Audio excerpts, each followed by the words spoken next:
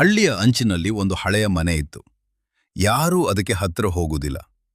ಅಲ್ಲಿ ರಾತ್ರಿ ಕೂಗು ಕೇಳಿಸುತ್ತದೆ ಎಂದು ಹಿರಿಯರು ಎಚ್ಚರಿಸುತ್ತಿದ್ದರು. ರವಿ ಹೊಸದಾಗಿ ಆ ಹಳ್ಳಿಗೆ ಬಂದಿದ್ದ. ಅವನು ಇಂಥ ಕತೆಗಳನ್ನು ನಂಬುವವನು ಅಲ್ಲ. ಒಂದು ರಾತ್ರಿ ತನ್ನ ಧೈರ್ಯವನ್ನು ಪರೀಕ್ಷಿಸಿಕೊಳ್ಳಲು ಅವನು ಆ ಮನೆಯೊಳಗೆ ಹೋಗಲು ನಿರ್ಧರಿಸಿದ. ಚಂದ್ರನು ಮೋಡಗಳ ಹಿಂದೆ ಅಡಗಿಕೊಂಡಿದ್ದ. ಮನೆ ಬಾಗಿಲು ಅರ್ಧ ತೆರೆದಿತ್ತು. ರವಿ ನಿಧಾನವಾಗಿ ಒಳಗೆ ಕಾಲಿಟ್ಟ.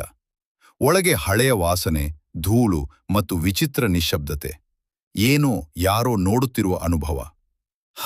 ಅಚಾನಕ್ ಮೇಲ್ಮಹಡಿಯಿಂದ ಹೆಜ್ಜೆಗಳ ಶಬ್ದ. ಯಾರೋ ಅಲ್ಲಿ? ರವಿ ಕೂಗಿದ. ಉತ್ತರವೇ ಇಲ್ಲ. ಅವನು ಮೆಟ್ಟಿಲು ಹತ್ತಲು ಶುರು ಮಾಡಿದ. ಪ್ರತಿಯೊಂದು ಹೆಜ್ಜೆಗೂ ಶಬ್ದ ಹೆಚ್ಚಾಗುತ್ತಿತ್ತು.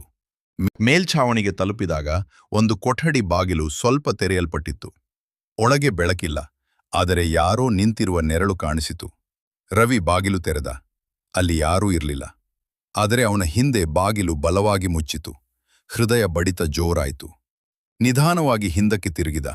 ಬಾಗಿಲಿನ ಬಳಿ ಒಂದು ಹೆಂಗಸಿನ ಆಕಾರ. ಅವಳ ಮುಖ ಕಾಣಿಸುತ್ತಿಲ್ಲ, ಕೇವಲ ಬಿಳಿ ಕಣ್ಣುಗಳು. ನೀನು ಯಾಕ್ ಬಂದೆ? ಅವಳು ನಿಧಾನವಾಗಿ ಕೇಳಿದಳು. ರವಿ ಮಾತೇ ಬರಲಿಲ್ಲ. ಅವಳು ಹತ್ತಿರಕ್ಕೆ ಬಂದಳು. ನನ್ನನ್ನು ಯಾರು ನೋಡಲು ಬಾರರು, ನೀನ್ ನೋಡಿದೆ. ಅವಳ ಮುಖ ಹತ್ತಿರ ಬಂದಂತೆ ಅದು ನಿಧಾನವಾಗಿ ಬದಲಾಗುತ್ತಿತ್ತು. ರಕ್ತದಿಂದ ತುಂಬಿದ ನಗು, ಹರಿದ ಕಣ್ಣುಗಳು. ರವಿ ಓಡಲು ಪ್ರಯತ್ನಿಸಿದ, ಆದರೆ ಕಾಲುಗಳು ಚಲಿಸಲಿಲ್ಲ. ಅವಳು ಹತ್ತಿರ ಬಂದು ಅವನ ಕಿವಿಯಲ್ಲಿ ಗುಸುಗುಸಿಸಿದಳು. ಈಗ ನೀನು ಹೋಗಲು ಆಗಲ್ಲ.